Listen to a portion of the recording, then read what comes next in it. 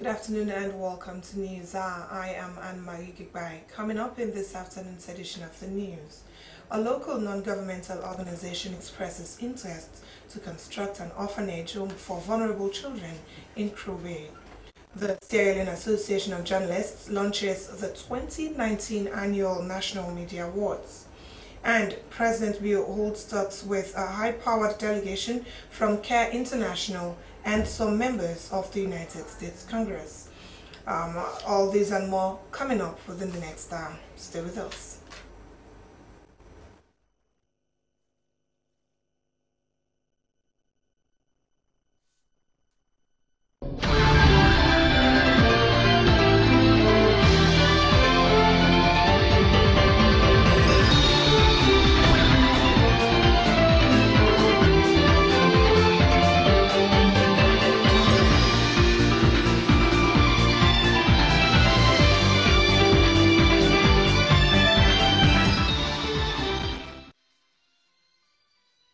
Welcome back.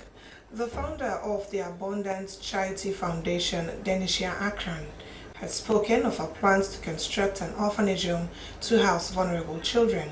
She was speaking in Crewe Bay during the presentation of school materials, clothing and foodstuff to vulnerable children and their parents. Doreen Baye reports. Preparations for the opening of schools, some children within the Crewe Bay community have received their education items and food from the Abundance Charity Foundation based in the United Kingdom. The Abundance Charity Foundation, set up in 2013, has been paying school fees and breakfast for the children. Chief Alamami Kagbo Kabempa I appreciated the foundation for providing learning materials to children within his community. He said despite their living condition, people within the community consider education as a bedrock of society, which is why they are sending their children to school. Founder of the Abundance Charity Foundation, Denisia Akram, said that in 2013 they set up the Abundance Charity Organization to support vulnerable children and women with domestic violence. She said that during childhood, she got the passion and aspiration to give life to deprived children by paying their school fees and learning materials. She told the gatherings that the support of vulnerable children and their mothers is a complementary effort towards the government's free education and to help to boost their mothers to be able to fend for them. But apart from the government doing free education system, as an organization, that's one of our ethos, our morale, our standard to help children educate and see that they achieve something better in life.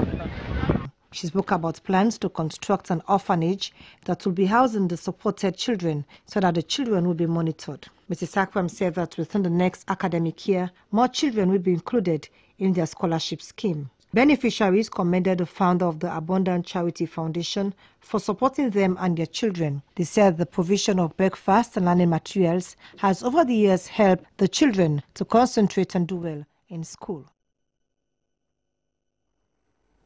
President Julius Maada Bio has assured a high-powered delegation from CARE International, including representatives from the United States Congress, of his determination to fight corruption and provide free basic and secondary education in the country. He made the assurance during a meeting with the delegation at State House.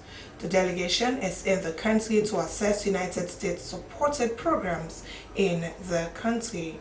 Howard Mosiri has the story.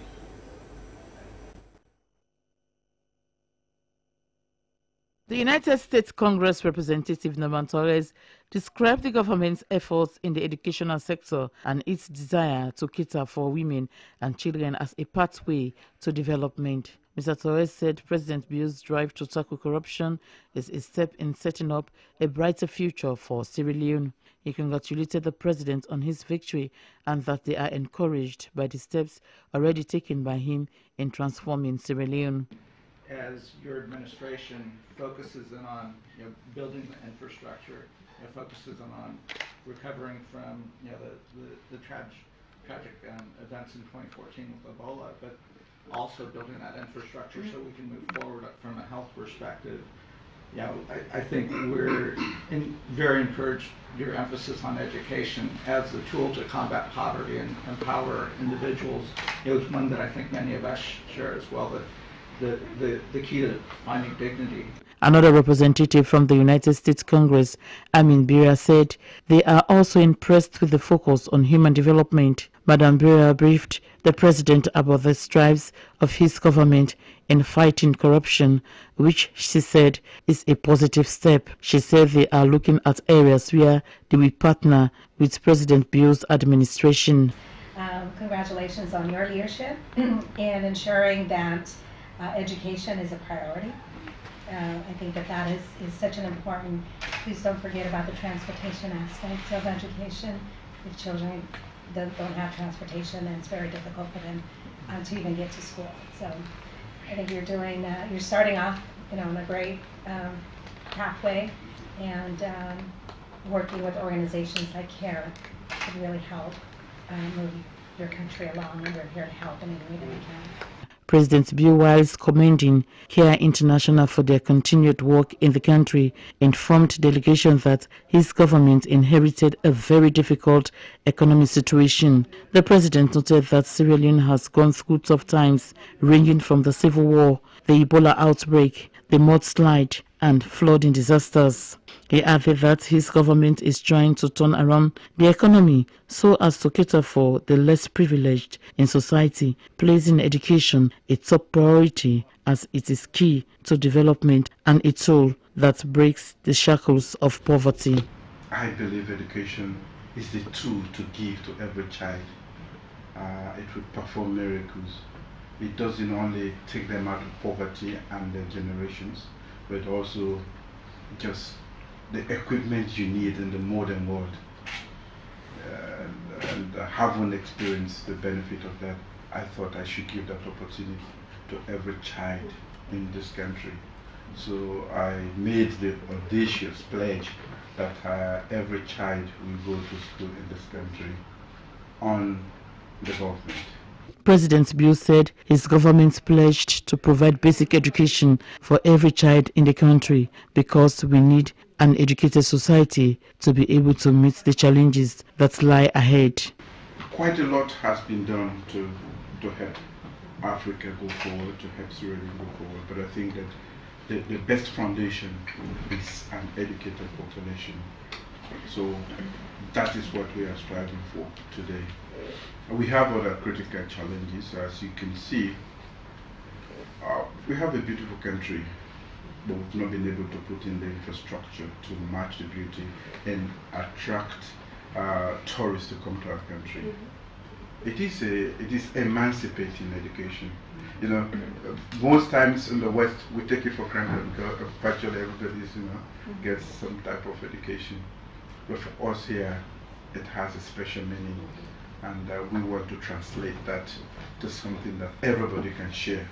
The delegation will also visit the different regions, as it has already done in some communities in the western area, including Krube community. CARE is a leading humanitarian organization fighting global poverty, founded in 1945. It places special focus on working alongside poor girls and women. Last year, CARE worked in 94 countries and reached more than 80 million people around the world. SABC TV News Eye in Freetown. Hawa Mosire reporting.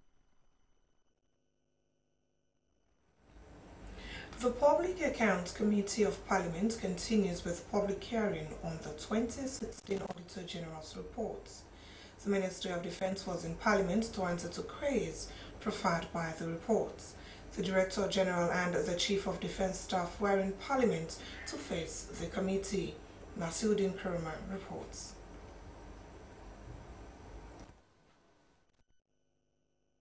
Like I said, for purposes of confidentiality, we cannot disclose the content of documents. But of course, we are requested by the Audit Service to provide all relevant documents related to their review, their audit review. You have just told this committee that in fact the documents were submitted to audit service. But you have again said that you instructed your director of survey, your Deputy Secretary Policy and Procurement. Deputy Secretary Policy and Procurement to provide the documents.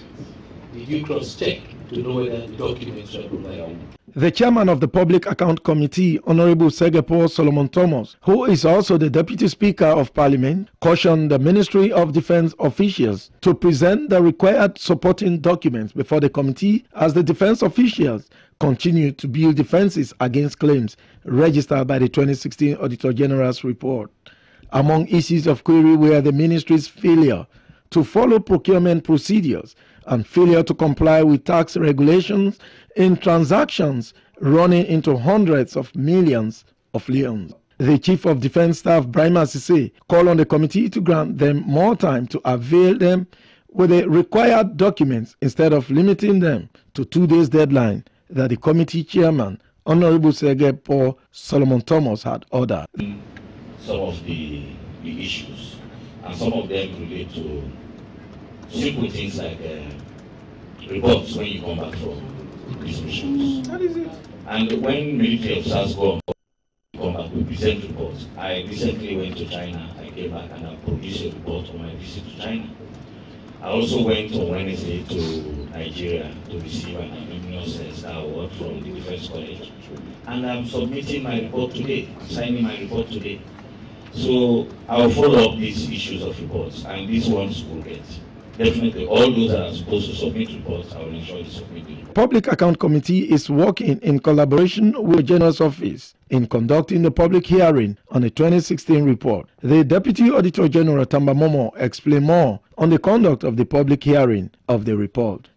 Okay, so this is the Auditor General's report 2016, meaning the Accountant General's report for the financial year 2016 that we audited in 2017. So just so people understand, when we say the Auditor General's report 2016, it is based on the financial statements that have been submitted by the Accountant General. It's been going well so far. We have had the first set of meetings were to look at the public accounts itself. This is the accounts that the Accountant General produces every year and submits for audit purpose. So we have looked at that, during which the National Revenue Authority, i.e. the government agency that collects government revenue, they were present. The Ministry of Finance, the government ministry that manages government finance, and also the Accountant General's department that actually produces the financial statements. They were present at the hearing, and that was concluded. Then we had the Ministry of Agriculture. They came in as well. We have looked at a number of issues. There have been some requests for additional information to be provided by the ministry, and so that is ongoing, and today we have had Ministry of Defense. So far, so good. The committee has given MOD officials up to the 8th of September to complete the submission of all supporting documents to justify various transactions they had in the 2016 financial year, with monies dished out to them from the Consolidated Revenue Fund. SLBC News, Nasiruddin Koroma.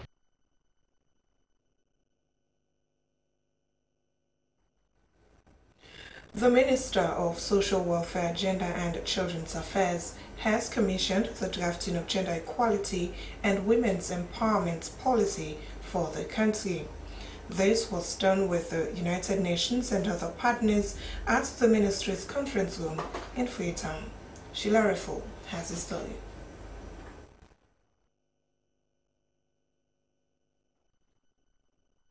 National Coordinator, National Organization for Women, Dr. Nana Pratt, in her statement on behalf of the National Steering Committee for the implementation of the United Nations Security Council Resolution 1325 and 1820, said CILNAP is rooted in the women's peace and security agenda. This agenda, she said, works with the National Development Plan and will be the 4th development program. Dr. Nana Pratt highlighted their successes and challenges, citing the localization strategies of CILNAP, which took 1325 down to the local councils. Before evaluation, we implemented. We had successes, we had challenges. Those are the gaps that we addressed. But we need to mention one notable success, which is the localization strategy of SILNA, which took 1325 down to the local councils. We worked with our partners, that is the Ministry of Social Welfare, with my own organization, the National Organization for Women, with the Global Network of Women Peace Builders. Members of those organizations are here, the Women's Forum Sierra Leone, Women Peace and Justice in Bo, Mano River Women's Peace Network, the other partners.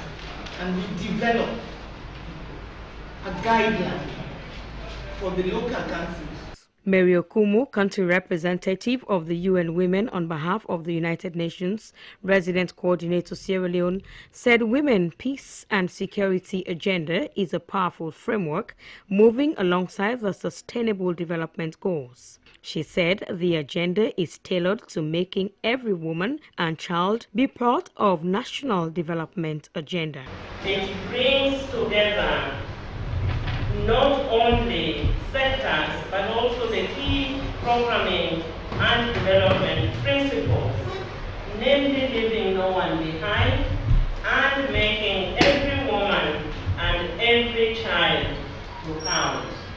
Sierra Leone, as a country that experienced a long and protracted civil war, we still have the remnants of the impact of that civil war.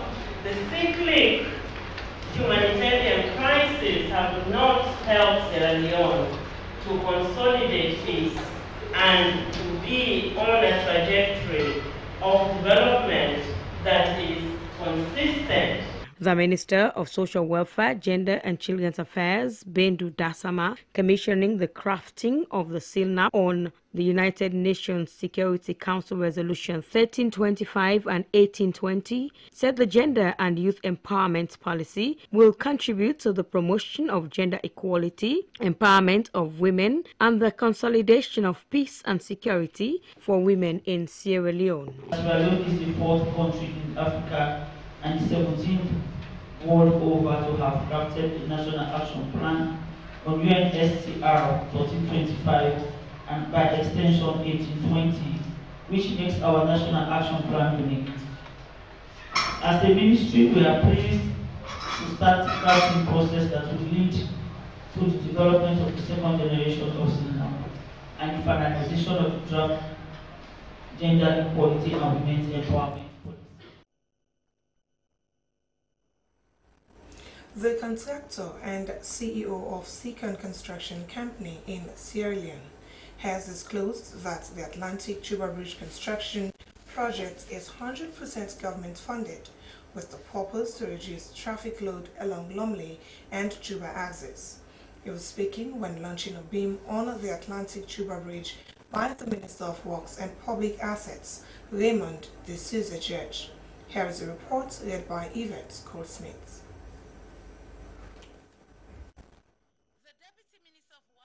Public Assets, Melrose Kagbo, said road infrastructures is one of the priorities of President Martha Bio. She noted that Seacon is a local company that has been contracted to do the work, which indicates government's commitment to local content policy.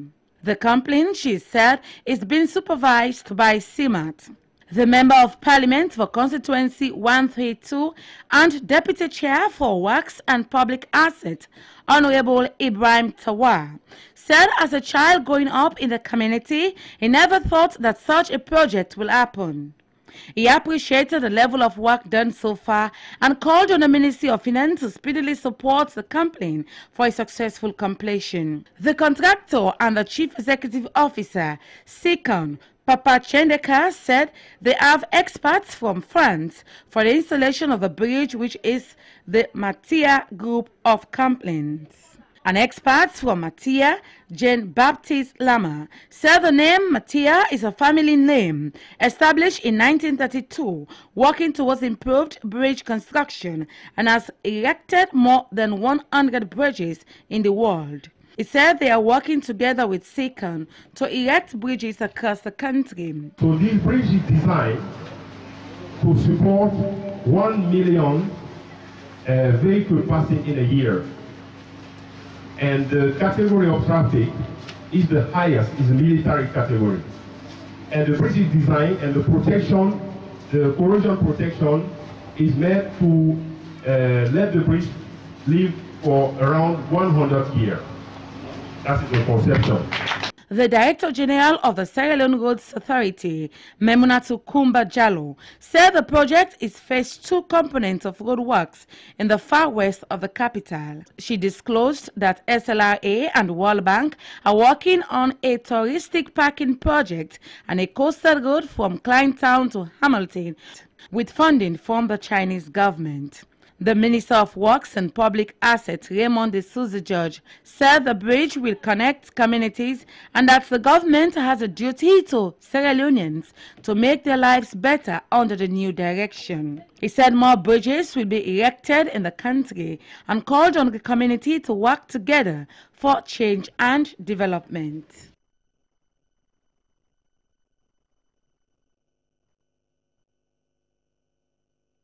The Sierra Leone Association of Journalists has launched the 2019 Annual National Media Awards. The Annual Media Awards is designed to promote media excellence and self-regulations. The launch of the 2019 awards also saw the presentation of prizes to winners of the 2018 Media Awards. Princess Gibson reports.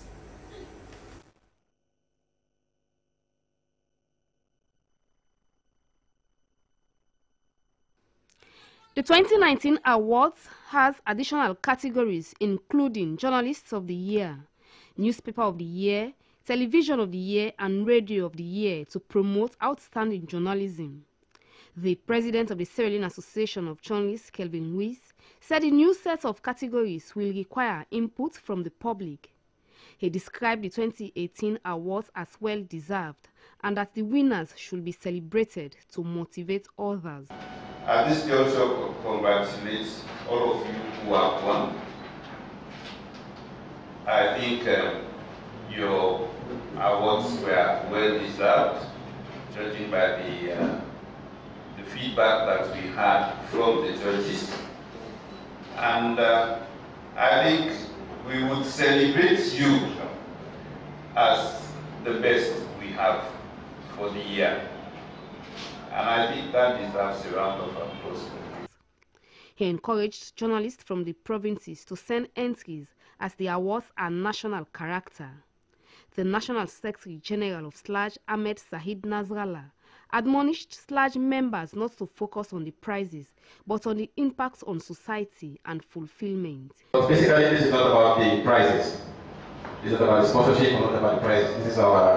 This is in line with our determination to promote excellence and professional journalism. This is about the work that you do to get you to make you improve the work that you do as professional journalists.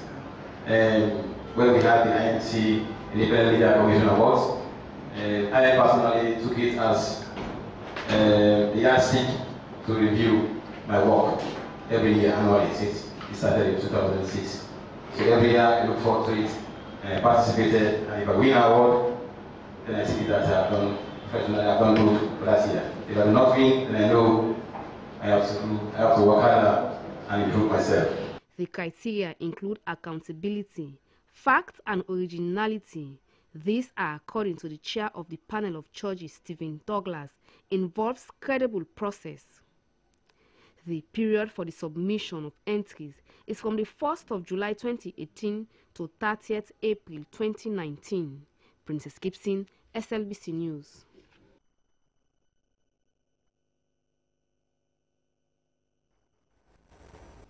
The Paramount Chief of Kafabulum Chiefdom Putlaka District, Honorable by Shebra Shebagbere III, has said that his chiefdom alone can supply onions to the domestic markets and even export if given the required support by government and other partners. The Honorable Paramount Chief, Member of Parliament, was speaking during a practical training session on the application of fertilizer for farmers in his chiefdom by facilitators from the Farmer Field School Unit in the Ministry of Agriculture. Sheikh Sumaila reports.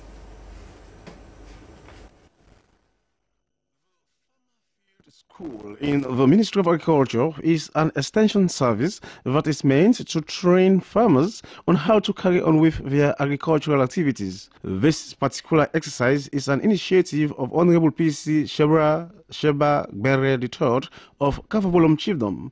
He has hundreds of acres of farms in his chiefdom with variety of agricultural products. It was a practical session to train farmers on how to apply fertilizer, taking into consideration processing of fertilizer, where to apply it and how to broadcast. According to coordinators from the Farmer Field School Unit, Ministry of Agriculture, James Tula and Nana Samura, wrong application of fertilizer can lead to crop failure and that farmers should know where to apply fertilizer, as fertilizer is only applied on a plant that is struggling to survive. They commended Honorable PC Bere III for encouraging his subjects to farm and for also building their capacity on how to apply farming skills. They encouraged our local authorities to emulate him as a chief that is deep in agriculture. Honorable PC by Sheba Bere III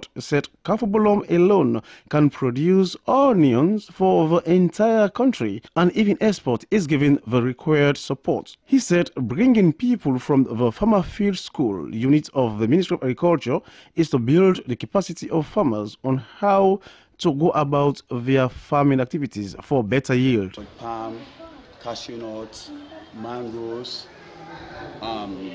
pineapples, and even I give supply to farmers, groundnuts, maize, all of these things I have them in my farm to make sure that in all aspects of agriculture, our people are ready to operate in any aspect of farming.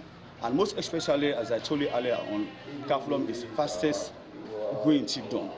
Also in the Kafabolom Chiefdom, councillors and their ward committee members are complementing the efforts of the central government by embarking on disaster mitigation programs, cleaning of drainages and also planting trees in strategic areas. According to them, their action is to reduce the effects of climate change in their chiefdom since it is along the coasts and can be prone to disaster should there be a rise in sea level. Reporting for SLBC News, I'm Sheku Smaila.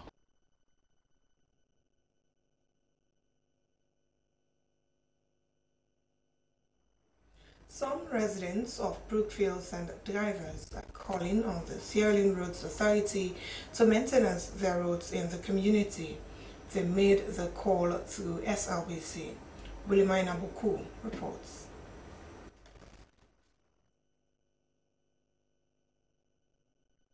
Improved road network is a prerequisite for any country's development because it facilitates the movement of people and goods. Since MPRC, when its roads were constructed, Brookfields, being one of the largest communities in the city of Freetown, was outstanding in terms of its properly planned road network. But currently the roads are in very bad state, with a lot of potholes, mud, damaged slabs and very few road signs. This is the stand used to make the road signs, but as you can see, most have been stolen and taken to different homes. Some use them to make satellite dishes and many more, including the road slabs. Most have been stolen, taken to their houses.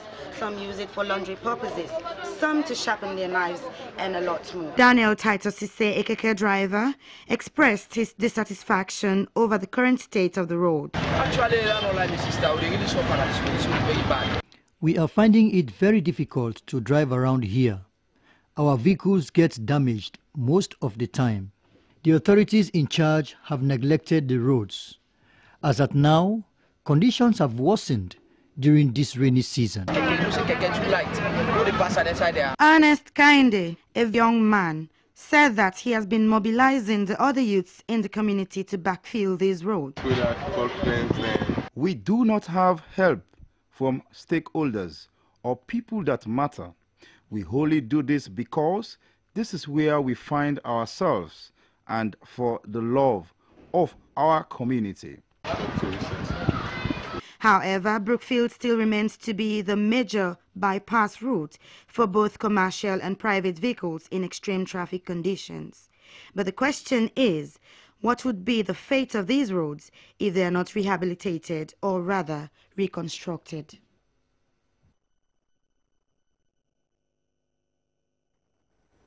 The National Civil Society Consortium on Sustainable Development Goals has engaged the Minister of Planning and Economic Development on the way forward to disseminate government's policies to the communities. According to them, they want to help governments in dissemination of vital information to the public. Joseph Tue reports. The role of civil society groups in a country's socio-economic and political growth is crucial as they keep to their role of checkmating the excesses of state institutions, according to the National Coordinator, Civil Society Consortium on Sustainable Development Goals, Victor Lansana Kuroma. It is the role of civil societies to partner with government in its development strides rather than bashing them all the time. This time around, civil societies are ready to package the Sustainable Development Goals into different languages and disseminate them to communities. But the gap, like he rightly said, we identified is looking at this group. How do we get down to the bottom? Most times it's about talk. You know, people are so interested, or going to conferences, or attending Geneva meeting, or going to New York. Responding, the Minister of Planning and Economic Development, Nabila Tunis, registered her ministry's readiness to work with the consortium and that the government is open to a participatory approach to achieve its national agenda. Madam Tunis highlighted that the government has prioritized key areas under the Sustainable Development Goal, which are health, agriculture, security, corruption, education, and infrastructure. Monitoring and evaluation of the programs will be given prominence to avoid corruption. National Development Plan. So I'd love to see how you have done that, and I'd love to see how we as a ministry we could sit together and basically deepen the Various speakers from the ministry and the Civil Society Consortium made meaningful contributions.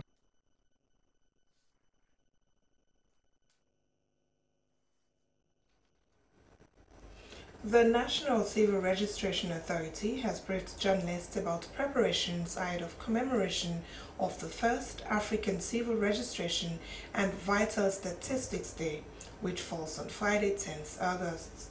Sheila Reffel was among journalists who attended a news conference held at the authority's conference room, Gloucester Street.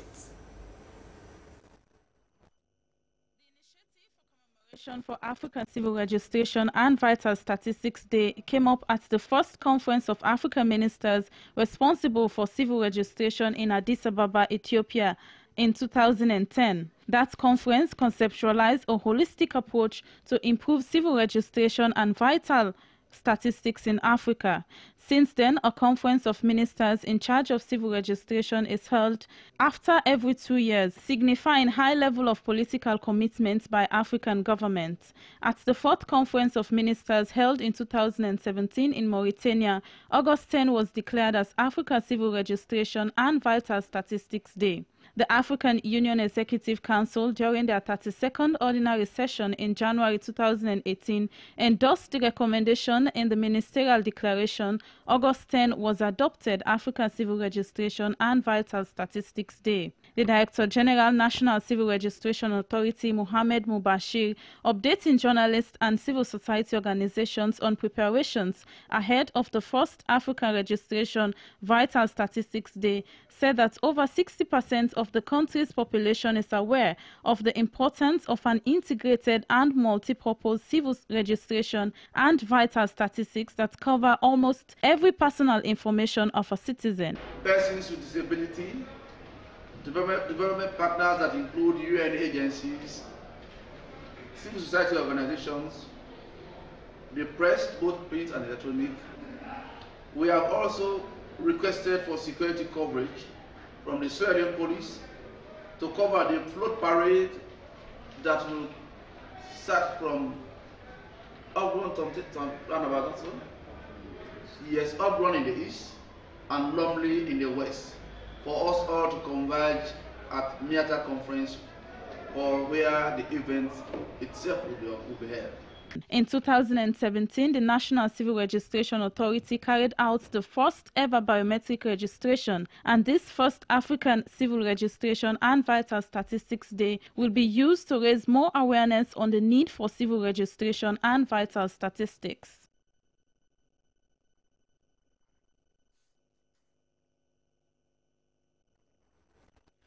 Sierra Broadcasting Corporation (SLBC) is mourning the death of its first substantive Deputy Director General, Sana Bernard Samura. Mr. Samura joined the corporation in November 2010 and retired from active service last year after serving for 7 years. Until his appointment as Deputy Director General of the SLBC, the late Mr. Sana Samura was Inspector of Schools in the Ministry of Education. He is survived by his wife, Ruth Hannah Samura, and 6 children.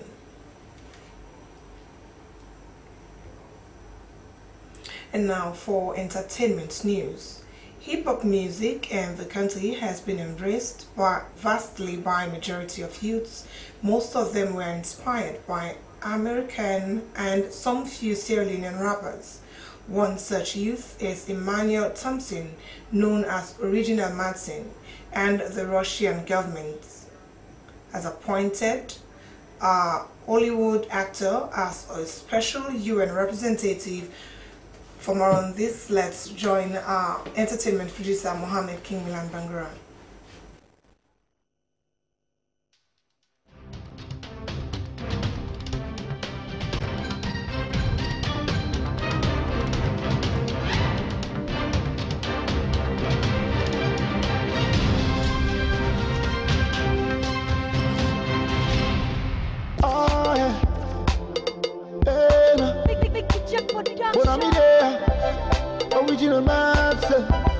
Hip-hop music in Sierra Leone is now followed by vast majority of youth in the country, and most of them were inspired by American rappers like Tupac Shakur, Snoop Dogg, and Sierra Leone's rappers like Cowdinero and YUK7. Emmanuel Thompson, better known as Original Madsen, is one youth who has joined the hip-hop trend in the country. Madsen attended the Services Primary School and West African Methodist Collegiate School, and he obtained a diploma in business studies at the Milton Magai College of Education. Madsen said he started his professional musical career in 2010. According to him, he chose the hip-hop music because that's the simplest way to express himself to the public. Madsen has never released an album but promised to release song Them Bad. He said he has love and respect for Sierra Leonean ladies as they're beautiful. Claim say them bad, them claim say them hard, me no see them. Them claim say I don't get this. One way or the other, I come to a point, I look at whenever they want to say something good about ladies, they started imagine Nigerian girls in terms of video, in terms of everything they talk about Nigerian girls. What about our own girls? I just have to praise them. Them claim say we know whoever get this. Them claim say I don't get this. Madsen said most of his songs are based on positive advice to the youth, explaining to them how to change their negative attitude to a positive one. One short song is Go Fena. This is a country you find yourself, you have to work hard. You have to go extra hard if you really want to survive. So in my local town, I said go Fena. That means you have to go out there and to seek for something, a job, or do something for your living. How you go get so you no Fena? How you feel say you go eat so you no Fena? How you go make a me no Fena? How you think you go survive when you no Fena? Madsen recently released a brand new music video called Chill Bet, a song he believed will ease the tension of people. He said stress can kill, and his role as an entertainer is to kill the stress from people. He advised all youth to be hardworking and express optimism that the government will help the entertainment industry very soon. We're hoping for the best, we're hoping for the better, especially as the First Lady has already started working with some kind of big projects for the entertainment. We're still praying for the best, you know. Chill bet, from Eastern to Western, man in the chill bet. We know get all in a year with a chill bet. All I need is in the red club. Tell all the girls I'm staying by the link up. There's going to be a singing contest at the street fair Saturday night, Mr. Tack. Patsy and I are going to be doing some singing. Russia's foreign ministry has appointed U.S. actor Steven Seagal to be its special representative for Russia-U.S. humanitarian ties, a role intended to deepen culture, art, and youth ties between the two countries. President Vladimir Putin reportedly presented Seagull with a Russia passport in 2016, saying that he hoped it will serve as a symbol of how tension between Moscow and Washington is starting to improve. The Russian Foreign Ministry compared Seagull's new role to the UN Goodwill Ambassador and said that the actor will receive no salary. It's a case of people's diplomacy intersecting with traditional diplomacy, the Foreign Ministry said. But if you don't like it, that's tough shit.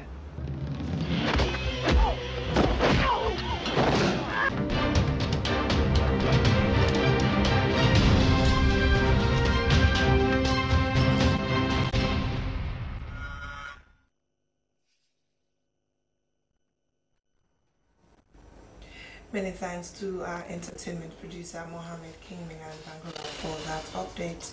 Up next is sports with Marie Esther Samuel.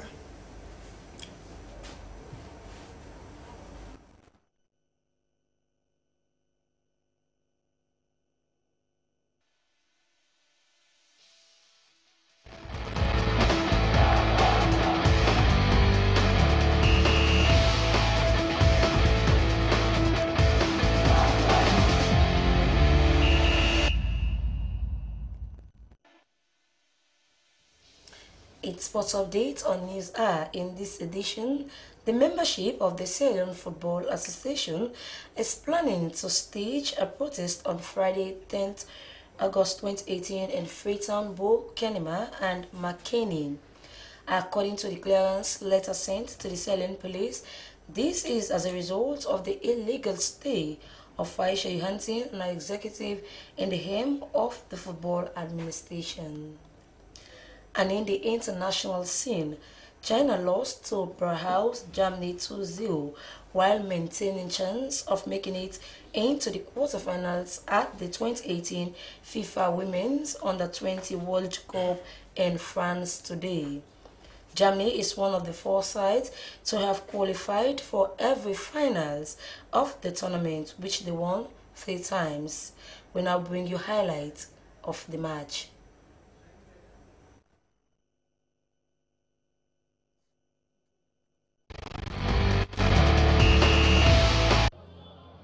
After opening day wins, Germany and China faced off at the Stade de Marly with the aim of 6 points from 2 games in mind. An even start, but Germany started to create the better chances. Captain Jana Feldkamp not far away with this long-distance effort, just inches over the bar.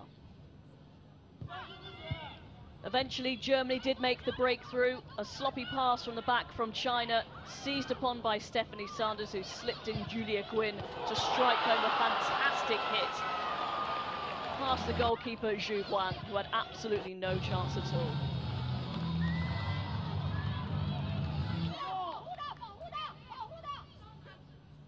Germany started to turn up the pressure. Stephanie Sanders managing to dig the shot out here, drawing a decent save from Zhu Huan. The resulting corner, China thought they'd cleared it, but the ball was put back in for Freiburg, from Freigang to head home 5 minutes from half-time to make it 2-0 to Germany at the break. Into the second half, China created their best chance. A great ball by Zhao Yuji put in Ji Zhai, whose effort came agonisingly off the post. Germany could and maybe should have made it safe 3-0 towards the end of the second half. Bull with a fantastic run, drawing an excellent save from Zhu Huan to keep it at 2-0. With 6 minutes left on the clock. And that's how it ended. Maximum points for Germany from their first 2 group games and 2 clean sheets. Germany 2, China 0.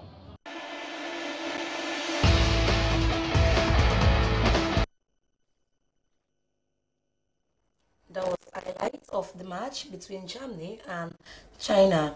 Away from that, the 2018-2019 English Premier League starts tomorrow with Manchester United facing Leicester City at Old Trafford.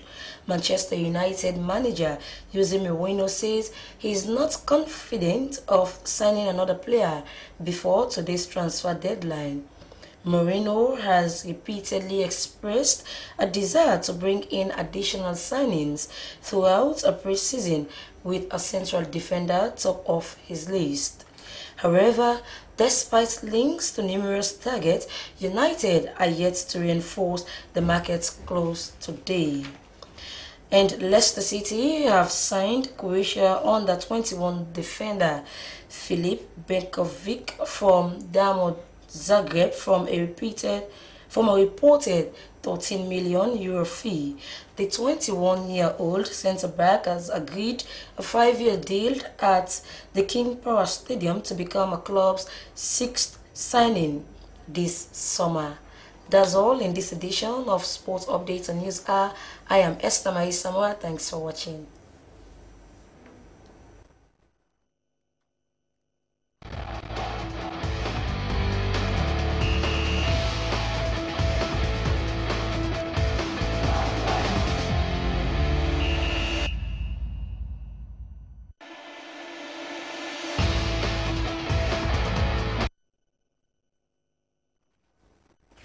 Many thanks, Esther. 2 news are the points again.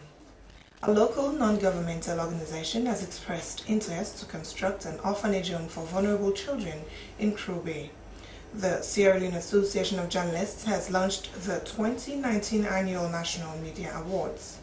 And President Bio has held talks with a high-powered delegation from CARE International and some members of the United States Congress. Well, that's it for this hour's news hour, broadcast live from our broadcasting house in Freetown. Many thanks for watching. Good afternoon.